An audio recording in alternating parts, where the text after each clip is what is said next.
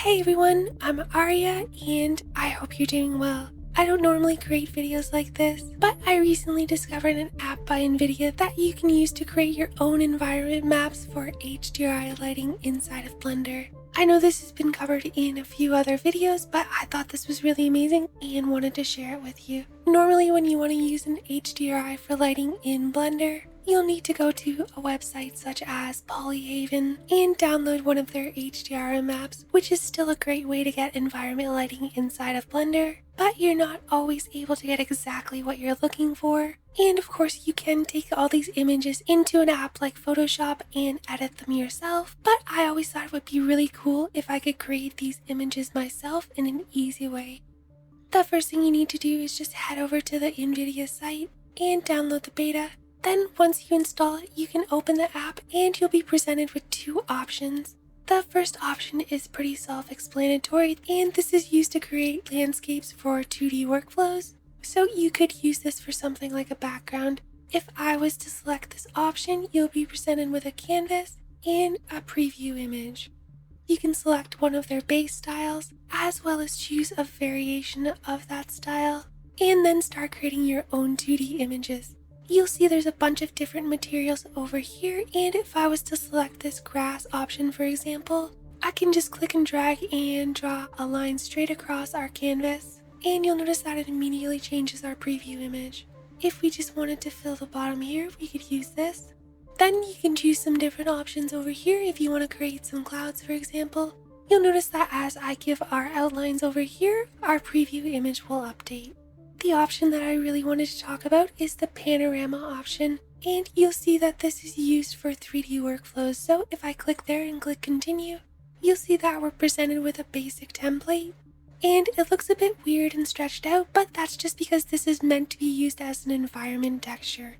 If we go up here to the right, you can see that we can use this to preview how the image will look in 3D. Again, we can pick a style that we like, as well as choose a different variation. And just like the 2D version, we can start to add our own elements into the scene. For example, if I was to click the cloud option, and I'm just going to change the brush size a little bit, you can either paint directly on the canvas or you can go right to the preview image. If I wanted a cloud to be in this area here, you'll see if I click and drag, then click the render button, we now have clouds in our sky. And you'll notice that this does look a little bit weird, but at any point you can change the variation of the styles, which will give you a little bit nicer of a result. Or you can even change your style altogether, and it will still use your template. I'm just going to keep it on this style for now since we've got the best result. A smart thing to do would be to just leave the base layer as is and add a new layer. Then just like in Photoshop, you can have different layers for different elements in your scene. That way you can hide these layers if you need to or bring them back in a non-destructive way. The great thing about using layers as well is if you do want to erase something, you'll notice that it doesn't erase the whole image, it's just erasing elements on top of that layer, which will give you a lot more control over your final image. And then you'll see with just a few layers and a few little scribbles, you can get really good results.